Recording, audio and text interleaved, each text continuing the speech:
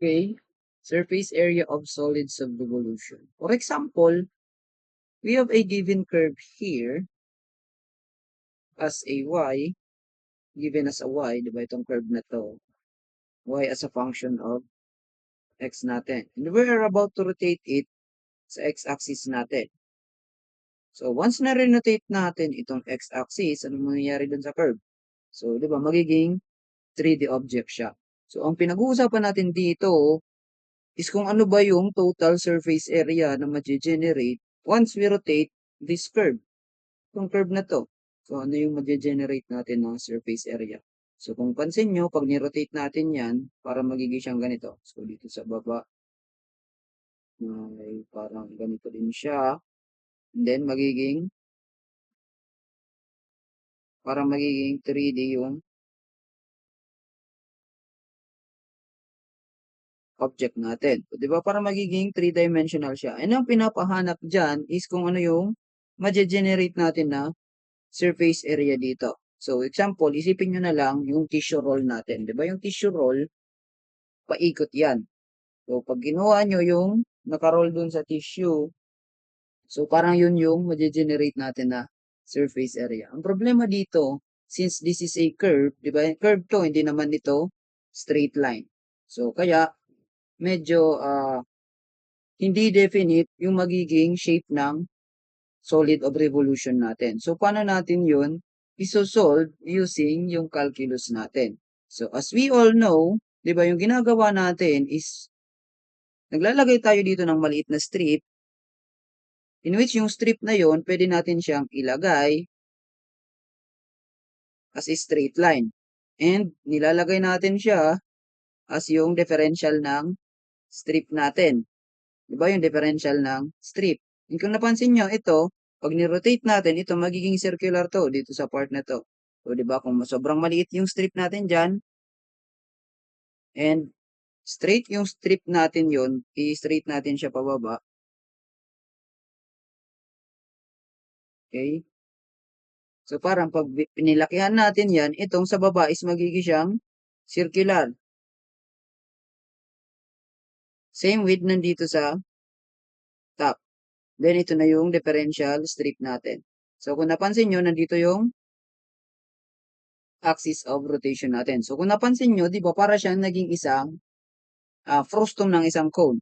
Isipin nyo na lang yung cone, di ba yung cone parang apa, tapos pinutol natin dito sa part na yan. So, parang naging siyang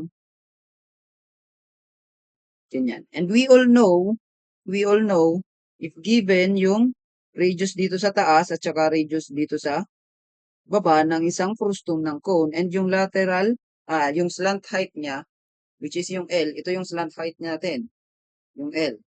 So, kung given, pwede nating masolve yung surface area, yung lateral surface area ng frustum as pi times yung lateral surface area times yung sum ng dalawang radius natin. So, ito yung R1 at saka ito yung R2. R1 plus R2. So, pwede din natin yan na gamitin itong concept na to dito sa surface area natin. Sa pagsusolve natin ng surface area. So, kung napansin nyo, itong R1 at R2, so pag tinagilid kasi natin to, pag pinagilid, pag inikot natin to 90 degrees, itong lateral slant height natin, siya na yung differential strip natin. Itong nasa gilid na to. Tapos itong radius na malaki natin is yung radius dun sa baba ng strip natin. Tapos yung radius dito is yung y sub lower natin. O kaya yung maliit na y. At saka nandito yung y na mahaba natin. So, yung R1 at R2, ito na yan na dalawa. Tapos yung slant height natin, yung ds. So, kung kukunin natin yung differential surface area nitong strip, so differential surface area using yung strip natin, so that is equal to pi. Pi is constant. L natin dito is equivalent to the differential strip natin. Times R1 plus R2, gagamitin natin is yung y sub 0 plus y sub O natin, which is para dun sa part dito, ito yung y sub O natin. yung maliit, tapos ito yung y sub L, yung mahaba. So, y sub O plus y sub L, yung mahaba natin. So, kung ang gagawin natin dito, what we will do here is to divide itong dalawang to, itong quantity na to. So, i-divide ko siya ng 2, tapos i-multiply ko ng 2 dito sa labas.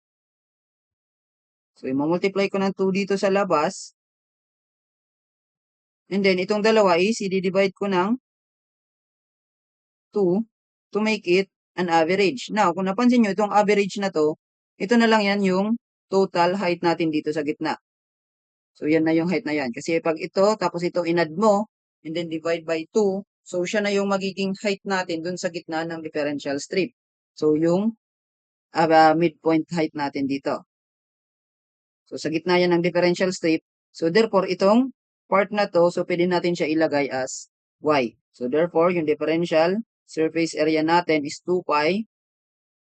Itong ds ipahuli na natin. Itong yo plus yl.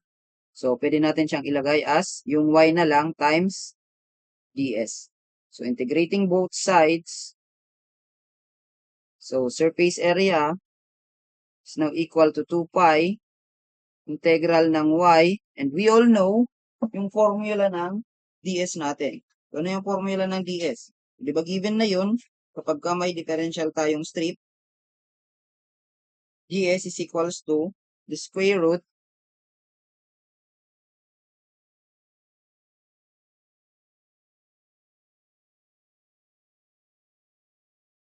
so yung nandun sa last meeting.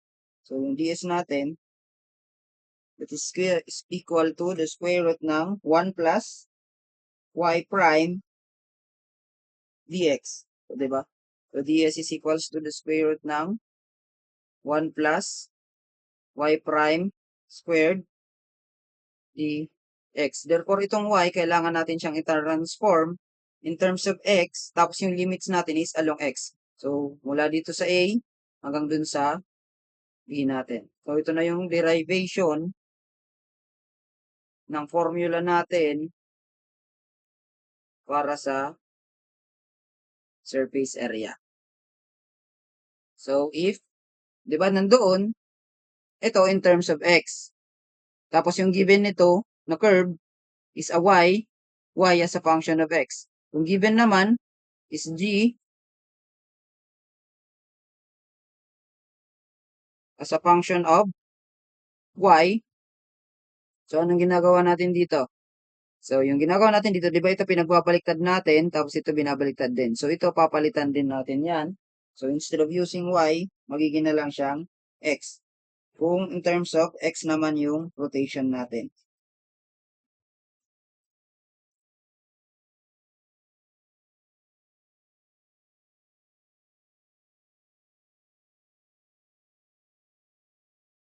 Okay, so palitan lang. So, therefore, kung ganito yung given natin, so, surface area, 2 pi, integral, instead of y, naka-x na tayo dyan, times yung square root ng 1 plus, yung y prime magiging ng dx over dy squared, dy, limit is from a to b. Kung parametric equations, same concept, papalitan lang natin yung nandun sa loob.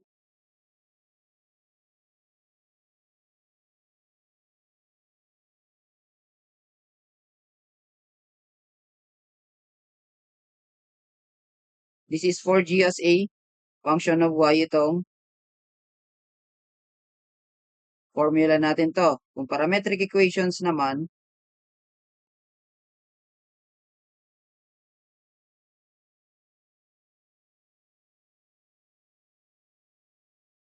if it is revolved around the x-axis,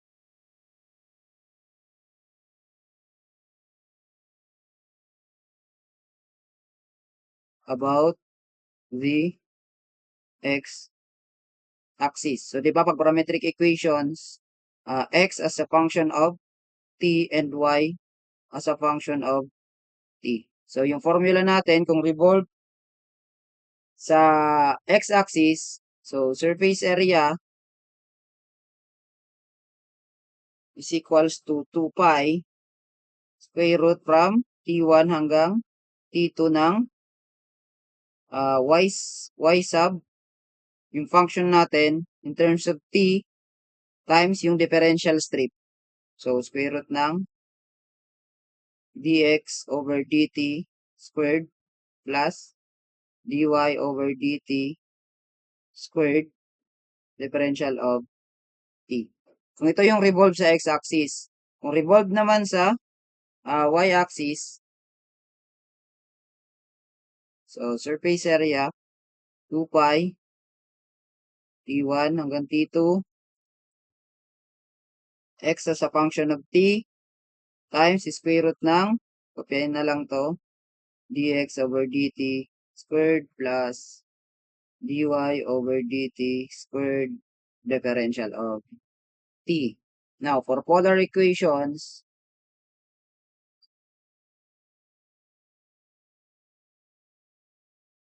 in which given is r as a function of theta. So, surface area is equals to 2 pi integral ng r times d theta natin. So, mula sa r1 hanggang r2 times ito, square root na, di ba yung d theta is r squared plus dr over d theta squared differential of theta. So, yan yung different formulas na gagamitin natin.